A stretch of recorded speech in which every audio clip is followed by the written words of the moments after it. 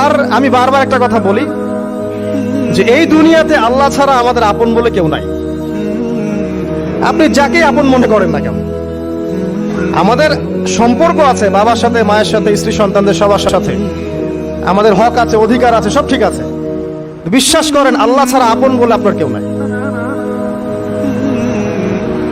এই যে গার্লফ্রেন্ডকে আপন মনে হয়, এরা আপন না। স্ত্রী সন্তানদেরকে খুব আপন মনে হয়, আপনার মৃত্যুর পর 40 দিন সময় লাগবে না সব ভুলে যেতে। পিতা মাতা ভাই বোন সবাইকে আপন মনে হচ্ছে। পিতা মাতার স্থান বাবা মার পরে, আল্লাহ রসুলের পরে, সেটা ঠিক আছে, তো আপন আল্লাহ ছাড়া তারা নন। আপনি তাদের মনোভূত ভাবে নিজে প্রতিষ্ঠিত হতে পারবেন না, তারা আপনাকে চিনবে না। বলো সারাটা জীবন তোর পিছনে এত টাকা ঢাললাম, কি করলি? কিছু করতে পারলি না। আবার এখন যারা পিতা মাতা হয়েছেন, সন্তানদেরকে আপন মনে হচ্ছে, দেখবেন এই সন্তানকে আপনি আপনার মনোভূত ভাবে সম্পত্তি দিতে পারবেন না, ভরণ পোষণ দিতে পারবেন না। এই সন্তান বড় হয়ে আপনাকে বৃদ্ধাশ্রমে পাঠিয়ে দিতে পারে, নাউজুবিল্লাহ। অথবা আপনার সাথে এই সন্তানই খারাপ ব্যবহার করবে। আপন মনে হচ্ছে? আল্লাহ ছাড়া কেউ আপন না। আল্লাহ ছাড়া আপন কেউ না। আর আল্লাহ ছাড়া সত্যিকার অর্থে আপনাকে আমাকে ভালো কেউ বাসে না। শুধু আল্লাহই আপনাকে ভালোবাসে। এটা আপনারা হারে হারে উপলব্ধি করবেন যত দিন যাবে ইনশাআল্লাহ। তাই শুধু সেই আল্লাহর জন্যই নিজেকে খালেস করে দেন, আর যার যার হক তাকে তাকে দিয়ে দেন। দুনিয়াতে শান্তিতে থাকার ফিলোসফি বলছি, philosophy of happiness in this হায়াতুদ দুনিয়া, সেটা হচ্ছে যার যার হক তাকে তাকে দিয়ে দেন, নিজের হক আল্লাহর কাছে চেয়ে নেন। আর দুনিয়াকে আপন মনে করবেন না, আল্লাহ ছাড়া কাউকে আপন মনে করবেন না। আপনি সুখে থাকবেন ইনশাআল্লাহ। দুনিয়ার দাসত্ব করবেন, আল্লাহ ছাড়া অন্য মানুষদেরকে আপন মনে করে নিবেন, দেখবেন আপনি পদে পদে কষ্ট পাবেন। কারো কাছে আশা করেন না, কষ্ট পাবেন না। আমি এই প্রসঙ্গে কথাগুলো বললাম যে দুনিয়াকে আপন মনে করতে নাই, আর আল্লাহকে আপন মনে করতে হয়। আল্লাহকে আপন মনে করলে তখন আমার উপর কিছু দায়িত্ব চলে আসে। কি দায়িত্ব? আল্লাহ আমাকে সৃষ্টি করেছেন, রিজিক দিয়েছেন, লালন পালন করছেন, বাঁচিয়ে রেখেছেন, তার হাতে আমার মৃত্যু, তার হাতে সবকিছু। তো এখন আল্লাহ পাকের জন্য নিজের জীবনটাকে খালেস করে নেওয়া, যেভাবে আল্লাহ পাক চলতে বলেছেন সেভাবে চলা, যেগুলোকে আল্লাহ পাক নিষেধ করেছেন বর্জন করা।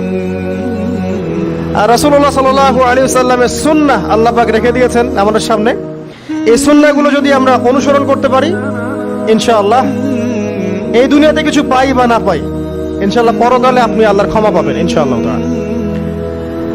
কোরআনের সূরাগুলোর অর্থ সব খুতবায় বলা যায় না, সময় সংকলন হয় না। এত চমৎকার ওয়াদ-দুহা সূরা আছে না, শপথ দ্বীপ্রহরের, ওয়াল-লাইলি ইযা সাজা, শপথ রাতের যখন সেটা আচ্ছাদিত হয়। মা ওয়াদ্দাআকা রাব্বুকা ওয়া মা ক্বালা, আল্লাহ কত মায়া দিয়ে তার নবীকে বলছেন যে তোমার আল্লাহ তোমাকে ছেড়েও দেন নাই, তোমার আল্লাহ তোমাকে ছেড়ে দেন নাই। ওয়ালা সাওফা ইউতিকা রাব্বুকা ফাতারদা, শীঘ্রই তোমার রব তোমাকে দান করবেন এবং তুমি সন্তুষ্ট হয়ে যাবে। দুনিয়াতে চলতে গেলে দুঃখ কষ্ট হয় না? যারা ঈমান নিয়ে চলে ওদের দুঃখ কষ্ট বেশি হয়। তা আল্লাহ বলছেন টেনশন করো না, কষ্ট পেও না, তোমার রব তোমাকে ছেড়ে দেননি। ওয়ালা সাওফা ইউতিকা রাব্বুকা ফাতারদা, তোমার রব তোমাকে শীঘ্রই দান করবেন আর তুমি সন্তুষ্ট হয়ে যাবে। আলাম ইয়াজিদকা ইয়াতীমান ফাআওয়া, আল্লাহ বলছেন আল্লাহ কি তোমাকে ইয়েতিম রূপে পাননি? এরপর আল্লাহ কি তোমাকে প্রতিপালন করে বড় করেননি? ওয়াজাদাকা দাল্লান ফাহাদা, আল্লাহ কি তোমাকে পথভ্রষ্ট পান নাই? তোমাকে আল্লাহ পাক হেদায়েত দেন নাই? তো আল্লাহ যে এগুলো করেছেন সে আল্লাহ তোমাকে পরকালে ইনশাআল্লাহ ভালো রাখবেন। ফাআম্মাল ইয়াতীমা ফালা তাকহার, তো তুমি ইয়েতিমদের প্রতি কঠোর হয়ো না। ওয়াম্মা সাইলা ফালা তানহার, কেউ চাইলে তার হাতকে খালি ফিরিও না, ধমক দিও না। ওয়াম্মা বিনিআমাতি রাব্বিকা ফাহাদ্দিস, তোমার রবের এই সমস্ত নিয়ামতগুলো তুমি মানুষের কাছে বর্ণনা করতে থাকো। এর পরের সূরার দিকে খেয়াল দেখবেন, সূরা আলাম নাশরাহ লাকা সাদরাক, মনে হয় দুটো একটা আরেকটার সাথে পেয়ার। আলাম নাশরাহ লাকা সাদরাক, আমি কি তোমার হৃদয়কে প্রশস্ত করে দেই নাই? ওয়াদা'না আনকা ওয়িজরাক, তোমার বোঝাগুলো হালকা করিনি? কাকে বলছেন এগুলো আল্লাহ পাক? রাসূলুল্লাহ সাল্লাল্লাহু আলাইহি ওয়াসাল্লাম। তো যে মানুষটা জান্নাতে যাবে নিশ্চিত, এবং যিনি জান্নাতের দরজা না খুললে জান্নাতের দরজা কারো জন্য খোলা হবে না। যে মানুষটা হচ্ছে ভদ্র, স্মার্ট, বিচক্ষণ, কোনো মানুষ পৃথিবীতে নাই। সকল ধর্মের মানুষ মানে এটা। কিছু আছে শয়তান, মানুষ টুবি শয়তান, এরা মানে না, বাট দেখবেন ম্যাক্সিমাম মানুষই মানে, হোক সে ইহুদি বা খ্রিস্টান বা হিন্দুইজম বা মুসলিমরা তো মানেই, সবাই মানে।